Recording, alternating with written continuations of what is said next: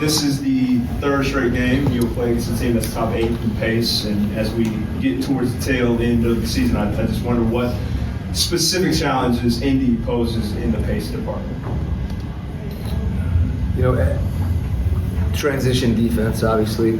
I think anytime that I would differentiate between, if we turn the ball over, teams that convert with numbers, if we miss a shot.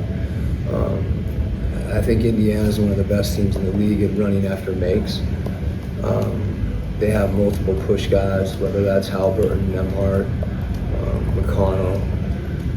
So it's not just getting back, it's getting back and getting shifted, and you're probably going to be cross-matched. So Miles Turner is going to have, someone on him at the rim where there's a mismatch. You're going to have mismatches on the perimeter.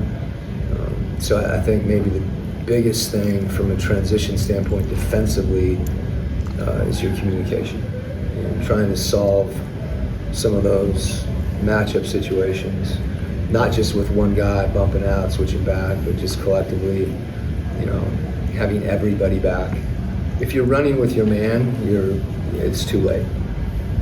You have to be ahead of the ball and shifted, and they got to see bodies.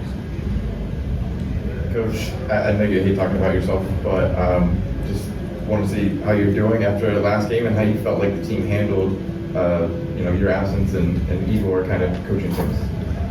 Well, Igor is not only experienced, but has been a really successful head coach on a lot of levels. Whether it be the NBA, the EuroLeague, national teams. His level of experience makes you very comfortable in those situations. And we have a great staff with a lot of people that are really talented. His experience, I think for an assistant in the league is unique. So I know he was confident and comfortable in that situation. Coach, Trey and Tyrese, they're two of the best passing darts in the league. Yeah. I guess, how do you see Tyrese manipulating the game any different than Trey, or if there's manipulating the same?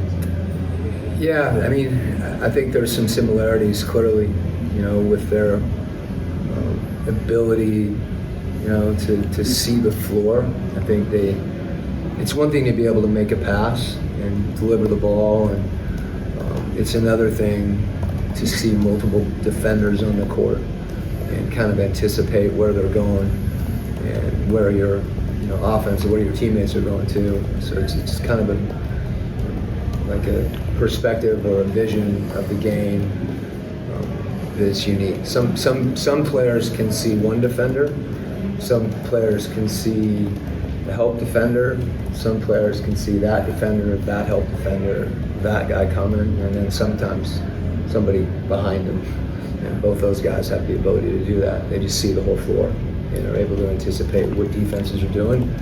And I think the key word that I would use to describe, they're both deceptive in how they play. Coach, Theo Quentin for the French Media Basket USA. Just a question about Zachary Rizaché, who have coached other French basketball players like Rudy Gobert or Boris Diaw. Can you make any comparison between this player and Zach in terms of mentality, mindset, or the new French generation player is different than the other one? You want me to generalize about French players? You're trying to get me in trouble. What do I say? I can speak to the guys that I've coached.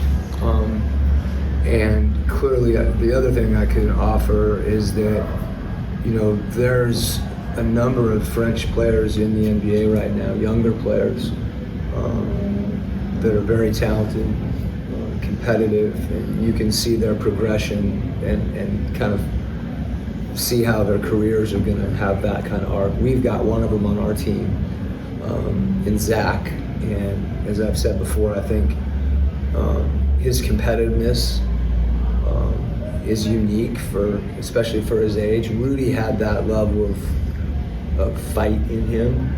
Rudy was incredibly competitive.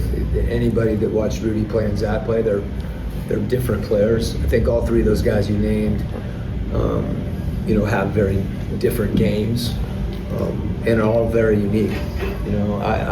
I don't think I coached a player that passed the ball better than Boris Diaw. You know, just his feel for the game. You know, Rudy's a dominant defensive presence, and Rudy impacted your offense in ways that weren't necessarily as visible to people with his vertical spacing.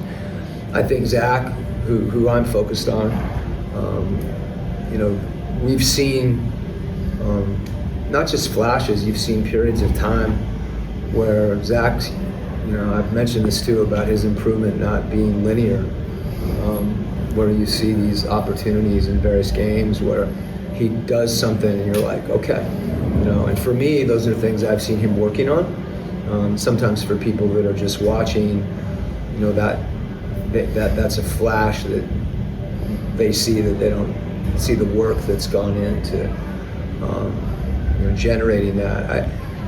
You know, a lot of the way that Zach played, you know, last year in France and Euro Cup and the National League, you know, he was more specialized in his role, partly just because of the teams he was on.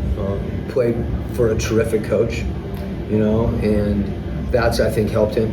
You know, he's very willing to be coached, and you know, I think his progress is going to continue to be exposing him, you know, to different things that he's capable of doing, that he's going to continue to find out and kind of discover different things about his game. And the other thing that I've mentioned is, you know, he attacks those things. When he sees something that he knows that can make him better, he attacks it, and he just works.